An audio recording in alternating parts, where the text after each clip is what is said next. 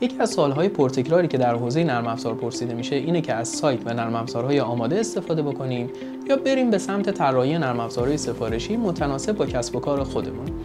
4 تا مؤلفه رو در نظر بگیرید که بتونید بهتر تصمیم بگیرید کدوم یکی از این دو گزینه میتونه برای کسب و کار شما مفیدتر باشه. اول مالکیت.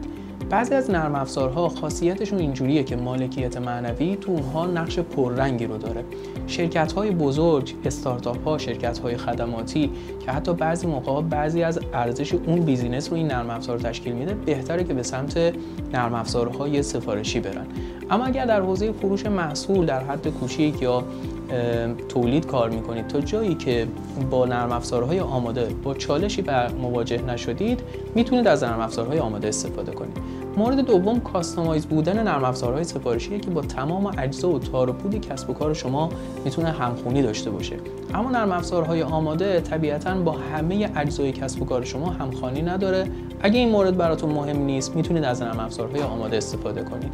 سومین مورد بحث امنیته که طبیعتاً تو نرم افزارهای سفارشی به مراتب امنیت بالاتری داره. و چهارمین مورد زمانه که اگر براتون مهمه بتونید به محض خرید بتونید از اون نرم افزار استفاده کنید، حتما نرم افزارهای آماده میتونه مفیدتر باشه. اما اگر مؤلفه زمان براتون مهم نیست و میتونید یه مدت صبر بکنید، چون طراحی نرم افزار سفارشی به نسبت نرم افزارهای آماده طبیعتاً زمان برتر هست. این 4 تا مورد میتونه به شما کمک بده که بتونید انتخاب کنید که به سمت نرم افزارهای سفارشی برید یا استفاده از نرم افزارها و سایت‌های آماده. اگر هم می‌خواید یه مشاوره رایگان بگیرید که متناسب با نیازتون و با توجه به شرکتتون بهتر از نرم افزارهای آماده و یا سفارشی استفاده کنید، میتونید از راه‌های ارتباطی مرکز 8 با ما در ارتباط باشید که توی کپشن همین پست قید شده.